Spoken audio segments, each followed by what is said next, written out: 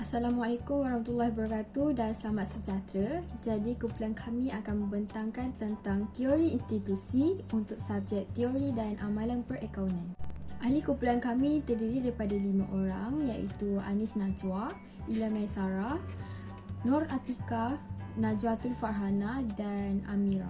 Dalam topik ini kami akan membentangkan tentang definisi dan ciri-ciri teori institusi, perbezaan dan penggunaannya, amalan teori institusi iaitu dalam penggunaan dalam kajian persijilan pengurusan halal, contoh-contoh teori institusi dan juga kesimpulan tentang topik ini. Untuk teori institusi, sesebuah organisasi itu dipengaruhi oleh tekanan normatif yang berbeza sama ada daripada luar ataupun daripada dalam organisasi itu sendiri.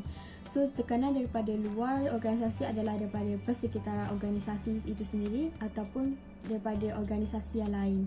Teori institusi ini dapat membantu menjelaskan tentang strategi atau tindak balas organisasi terhadap tekanan daripada persekitaran luar tu.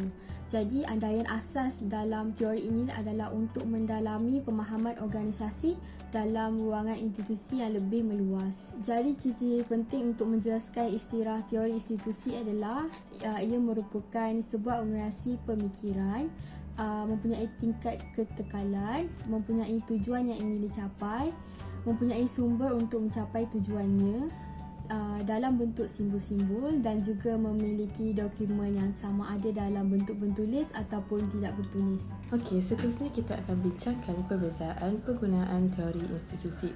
Terdapat dua ciri dalam penggunaan teori institusi iaitu yang pertama adalah bidang ekonomi ataupun politik. Yang kedua adalah bidang sosiologi ataupun organisasi. Ciri perbezaan yang pertama adalah andaian. Dalam bidang ekonomi dan politik, keputusan dibuat berdasarkan kepada kemudahan dan keseragaman peraturan.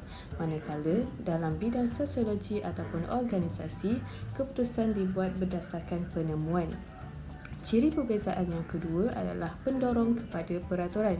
Dalam bidang ekonomi ataupun politik, pendorong kepada peraturan adalah tingkah laku dan prosedur dan kawalan norma sosial secara formal. Manakala dalam bidang sosiologi ataupun organisasi, pendorong kepada peraturan adalah perkongsian budaya dan kognitif. Ciri yang ketiga adalah hubungan antara institusi dan organisasi. Dalam bidang ekonomi dan politik, institusi luar mewujudkan struktur untuk organisasi. Manakala dalam bidang sosiologi ataupun organisasi, organisasi ini akan menyesuaikan diri dan mematuhi nilai dan had yang telah ditetapkan oleh institusi masyarakat. Manakala dalam bidang pengurusan perniagaan mencadangkan definisi yang berbeza berkaitan teori institusi ini. Mereka mencadangkan bahawa teori ini tersebar luas secara amalan, teknologi ataupun kaedah-kaedah yang sama yang telah dipraktiskan oleh syarikat. Berdasarkan kepada teori institusi, syarikat beroperasi di dalam persekitaran yang diinstitusikan di mana akul janji perniagaan adalah terikat kepada sesuatu kaedah-kaedah, peraturan-peraturan dan dasar. Seterusnya, pengurusan pensijilan halal sesuai mengaplikasikan penggunaan teori institusi ini, di mana ia dapat dilihat dalam usaha untuk menjelaskan perkembangan tekanan persekitaran terhadap keperluan pengurusan pensijilan halal. Ia juga bertujuan untuk menambah baik kajian sebelumnya dengan mengambil kira perkembangan semasa di dalam industri halal. Di sini terdapat 3 elemen utama dalam teori institusi iaitu paksaan, normatif dan meniru. Ketiga-tiga elemen ini menjelaskan tekanan persekitaran luaran yang dihadapi oleh organisasi. Tekanan paksaan ini berpunca daripada jangkaan rasmi dan tidak rasmi daripada peraturan yang ditetapkan oleh pihak berkuasa atau daripada organisasi lain.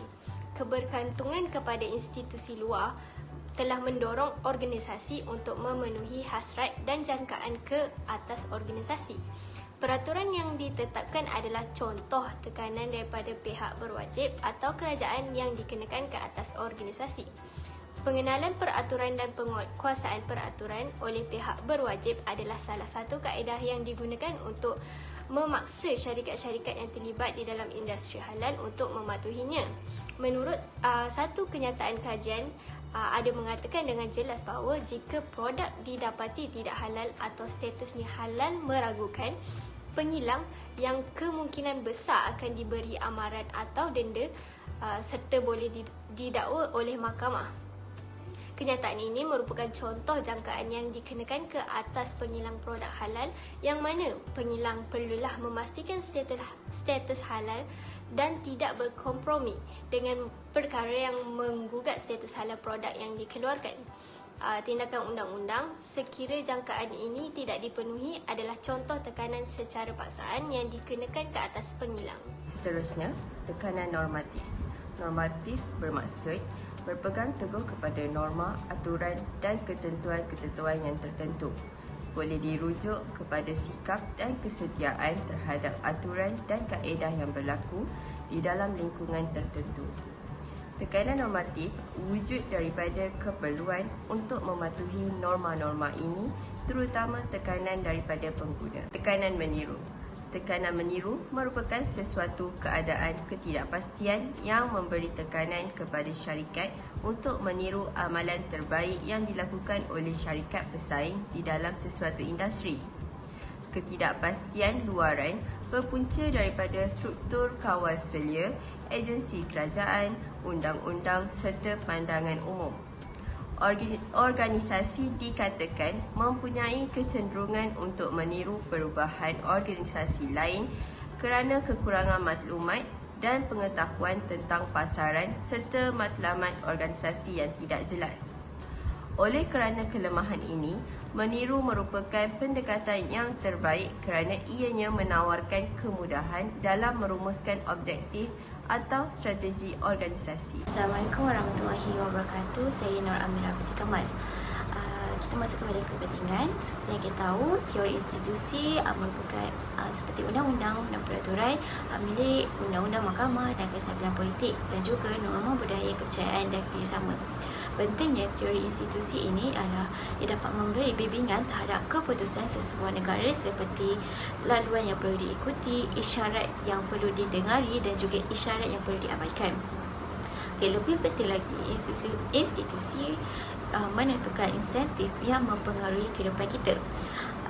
Penting juga institusi yang baik boleh membantu menjadikan sesebuah negara itu pesat di dalam ekonomi, dan sekiranya institusi yang buruk, ia boleh menyebabkan sesebuah negara mengalami bencana ekonomi. So basically, when it comes to economic growth, institusi adalah penting, malah ia memberi kesan yang besar terhadap pertumbuhan jangka panjang. Okey, kita masuk kepada contoh teori institusi. Okey, setiap syarikat yang ditubuhkan wajib mendaftar di SSM mengikut Akta Perniagaan 1996. Sekiranya tidak mendaftarkan perniagaan, ia merupakan satu kesalahan dan tindakan undang-undang boleh dikenakan ke atas pemilik perniagaan tersebut. Sijil pendaftaran SSM adalah sebagai bukti wujudnya perniagaan yang sah, malah ia membantu pelanggan agar tidak meragui kewujudan perniagaan tersebut. Apabila perniagaan itu mengikut undang-undang yang telah ditetapkan, sekaligus ia boleh membayar zakat dan ini membantu untuk memajukan negara juga. Ini adalah salah satu contoh teori amalan teori institusi. Akhir sekali kesimpulan. Secara kesimpulannya, teori ini digalakkan setiap organisasi untuk mengamalkan amalan teori institusi yang baik sebagai salah satu cara berkomunikasi. Hal ini membolehkan setiap organisasi berada di paksi yang betul. Itu saja daripada kumpulan kami. Sekian, terima kasih.